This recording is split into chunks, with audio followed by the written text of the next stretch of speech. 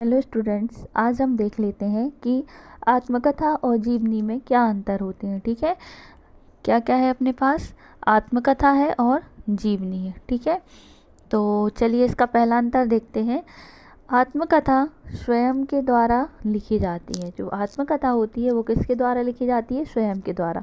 मतलब आत्मकथा के लिए कोई भी जो लेखक होते हैं वो खुद ही लिखते हैं, अपनी ही लिखी जाती है। जैसे अपन है तो अपन भी अपनी आत्मकथा लिख सकते हैं। लेकिन जीवनी क्या होता है? जीवनी जो है वो किसी दूसरे के द्वारा लिखी जाती है। जैसे अगर हम महात्मा गांधी के बारे में कुछ भी लिखेंगे या उनके पूरे जीवन काल के बारे में लिखेंगे तो वो उनकी क्या बन जाएगी? जीवनी।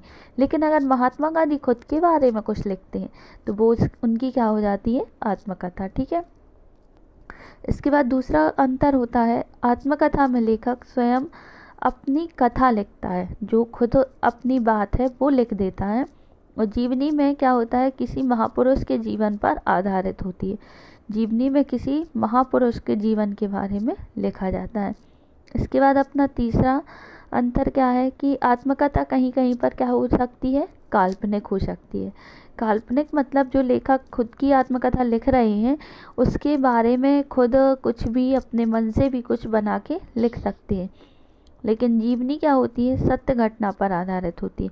जो किसी लेखक के साथ हुआ है हूबहू कोई दूसरा इंसान उसके बारे में वैसा ही लिख देता है, तो ये क्या हो जाती है? उनकी जीवनी। ठीक है, इसके बाद क्या होता है अपना, आत्मकथा में लेखक स्वयं के गुण एवं दोषों का वर्णन करते हैं। खुद के दोष और गुण खुद के ही लिखे जाएंगे। और जीवनी में क्या है? दूसरों के गुण और दोष के बारे में लिखते हैं। ठीक है, तो जहाँ खुद की बात होती है वो आत्मकथा और जहाँ दूसरों की बात हो रही है वो जीवनी हो जाएगी।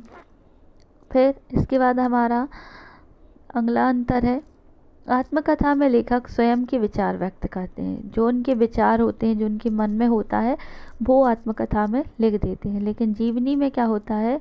लेखक स्वयं के विचार व्यक्त नहीं करते हैं। ठीक है, इसमें थोड़ी सी टाइपिंग मिस्टेक है, यहाँ क्या लिख लेना आप? लेखक।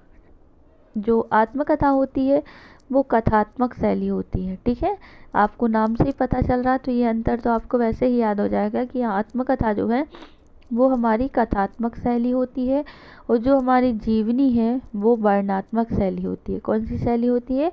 वर्णनात्मक शैली। आई होप आपको ये अंतर समझ में आ गए होंगे। आपके ये अंतर बोर्ड परीक्षा में बहुत ही काम आते हैं। उसमें एक न एक अंतर आपको हिंदी में लिखने को आता ही है। यदि आपको हमारा वीडियो पसंद आए तो प्लीज़ लाइक कीजिए और अपने दोस्तों के साथ इसको शेयर कर दीजिए ताकि उनकी भी हेल्प हो सके। और साथ ही साथ हमारे चैनल को सब्सक्राइब भी कर लीजिए। Thank you for watching.